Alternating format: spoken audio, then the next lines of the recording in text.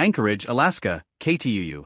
As Alaskans wait for an official announcement of where Friday's meeting between President Donald Trump and Russian President Vladimir Putin will take place, a former U.S. Secret Service agent shared his perspective with Alaska's news source on the inner workings of such a high-stakes summit. "I'm not a political scientist, but I have had a chance to see behind the curtain working at the White House for a number of years and seeing these types of events all over the world," said Bobby McDonald, assistant professor of practice at the University of New Haven. "This is a big deal," he continued. "This is a big deal that my guess is that there is something brewing in a positive fashion.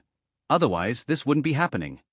Trump announced on Friday that he plans to meet very shortly with Putin in Alaska to discuss ending the war in Ukraine, a potential major milestone after expressing weeks of frustration that more was not being done to quell the fighting. On social media, Trump wrote, "The highly anticipated meeting between myself, as President of the United States of America, and President Vladimir Putin of Russia, will take place next Friday, August 15, 2025, in the great state of Alaska." That's left many to wonder just where that meeting will likely take place. While nothing is yet certain, some, including government Mike Dunleavy, have speculated the most reasonable location would be on Joint Base Elmendorf-Richardson in Anchorage. Alaska's news source reached out to Jay Baer for comment. Officials directed all questions to the White House. Officials at the White House declined to comment. Numerous community members have speculated that hotel rooms blacked out Thursday and Friday at Girdwood's Alyeska Resort could mean it's a potential location. Staff have not returned a request for comment to Alaska's news source. Former Secret Service agent adds perspective on location, security measures in Trump/Putin meeting.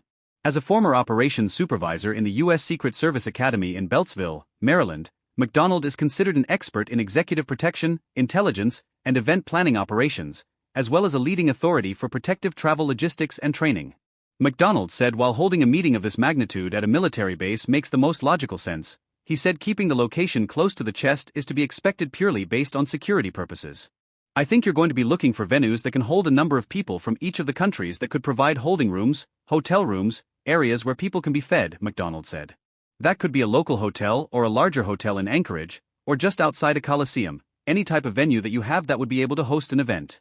Let's be honest, this is an event, whether you compare it to a concert or to a revival or whatever you want to call it, it's an event that has a political implication, but it also has the security implication." Security implications also play into the sudden nature of the announcement, which, according to McDonald, wasn't as sudden as it may seem to the public. He said these types of negotiations are often handled on lower levels for long periods of time before reaching higher figureheads. "There are people talking all the time on this, we just don't see it on the news every night," McDonald said. "As it gets better and better and closer, that's when the heavy hitters come in and get the camera."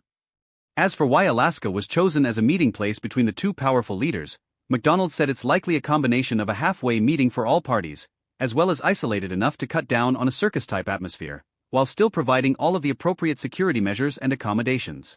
Maybe, they're looking at this as being an efficient meeting on a base where security will allow them the privacy and the time together to get something done and not have the distractions of other things going on, McDonald said. "I think that all of the entities planning are going to take into account every possible scenario that could come out of this and see where it goes. I think that they're going to be ready for anything."